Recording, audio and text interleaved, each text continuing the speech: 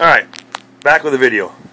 Like I said before, we're changing the vinyl on the seats from cloth to vinyl on the booth dinette. Then we're also going to change the dinette table. It's just too much white in the RV. I mean, we've got a lot of woodwork in here, you know, which is fine. You got wood walls, wood bench covers, everything. But then there's also an awful lot of white. So we're going to go through the motorhome. We've got a nice white countertop in here, but it's white.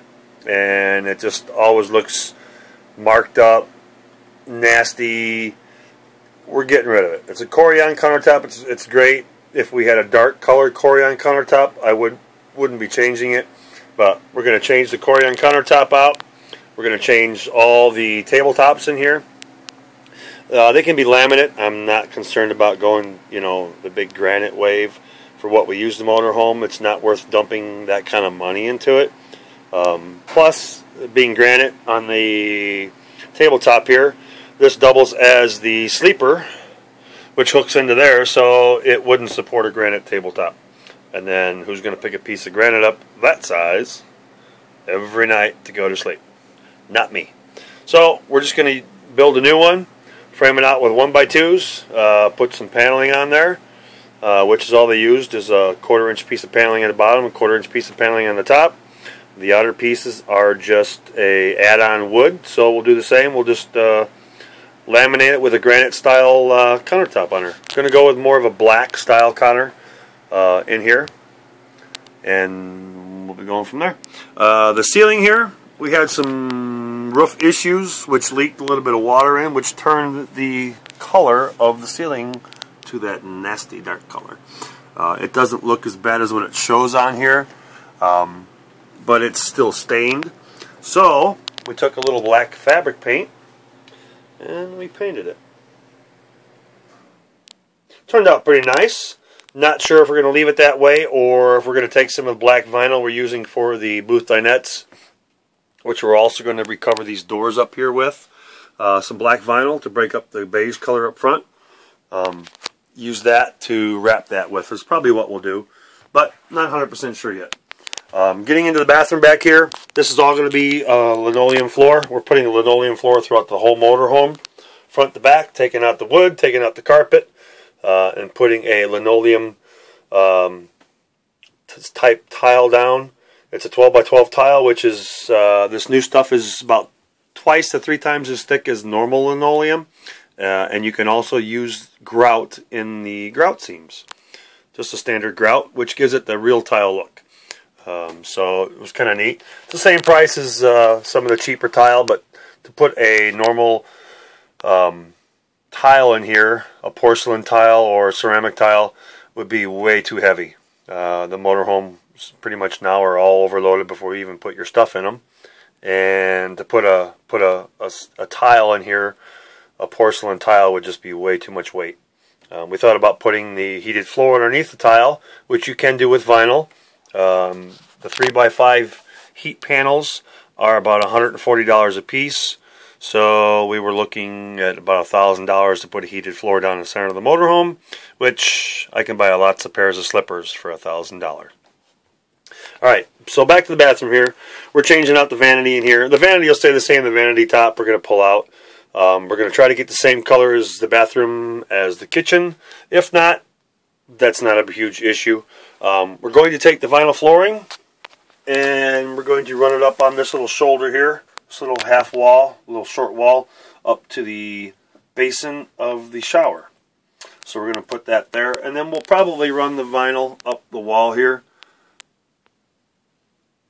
to the top and then back around into there. So it kind of gives it that vinyl, that tile look around the shower area. You know, I might even run it up over here and then down to this other countertop here, which will be the same color as the vanity in here or close to it. And then we'll probably throw a little sections of tile down along there. It's all vinyl back, vinyl tile, sticky back. We'll probably put a little extra glue on it just to make sure it doesn't come off. But It's a quick, easy fix, easy to trim, easy to put in. The bedroom back here, we're going to change the window treatments. The blinds will still probably be the same. We're going to change the colors of the window treatments, which we will change the headboard to match. And then back here, the tops for the cabinets on either side, those will be matching, of course, back to a granite type laminate. The laminates nowadays, some of the laminates look really great in a granite style, and it's really cheap. Gives you a quick granite look, nice fancy look, but for pretty cheap. Alrighty, so that's pretty much what we're doing in our motorhome. All these light pieces and stuff, as you can see, the vents used to be white, like that there. Those black ones used to be white. We painted them, which made a huge difference in the motorhome, just in the ceiling area. Gave it a little more depth, gave it a little more color, just looked a lot nicer. So that's what we're going to do. We're going to finish painting all the ceiling fixtures, trim pieces, to black. And that should pop with our floor, break up the ceiling a little bit more, and that'll be nice. And then we're going to change all the hardware on the cabinets. New cabinet pulls.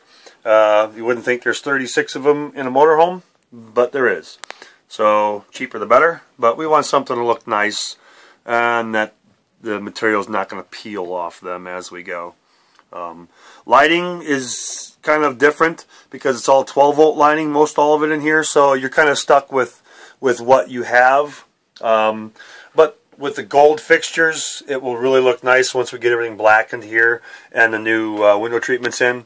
The gold will actually really stand out even nicer than what it does already. We updated the front TV. Used to have the pocket style TV in the front, the 19-inch TV that slides way back in the cubby hole there. Kind of hard to get a flat screen under 19 inches anymore. It's like you don't even have a TV.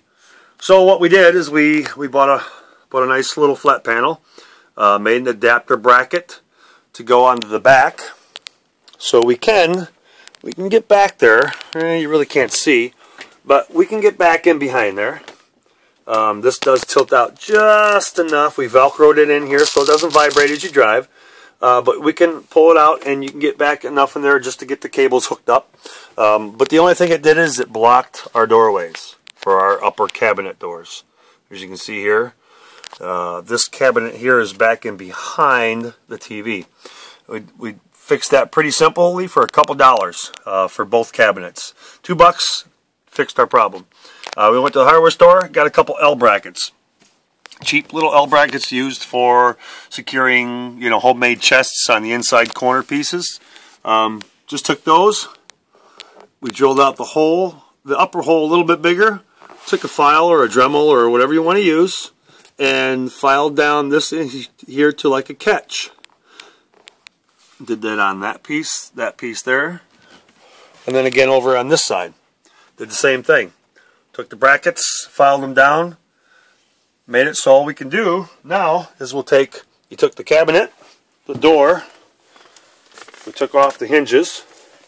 They were wore out anyway, and trying to find new RV hinges for some of these older units is, not so easy. So we just took those hinges off because we couldn't use the doors anymore. So if we still wanted to get into the cabinets, we needed a way of getting inside. So we took these brackets, we mounted them in there. I measured across from here to here, and then from our original line of where the cabinet was here, we measured from that part down to the center of that big opening, which in turn shows us from here, which is this point here is our top of the dirt line, down to the center of that opening, gives us about 2.5 inches. Somewhere's around there, 2 inches, 2.5. Without looking at it, I don't really know exactly. So anyway, to get the door level to match the old dirt line up there, we played around a little bit, bent the screw up or down, just used a couple wood screws. So now all you have to do is take the door, still make this cabinet functional, slide the door in, up behind the TV. Oh, I'm trying to do this holding the camera so it's not as easy. Put your screws into those holes and catch. And there you go. Your door is secured. by the weight of the door pulling down on those openings, it does not fall off. If you want to take the door out to get to your stuff, you lift up on it, pull outwards, slide it down.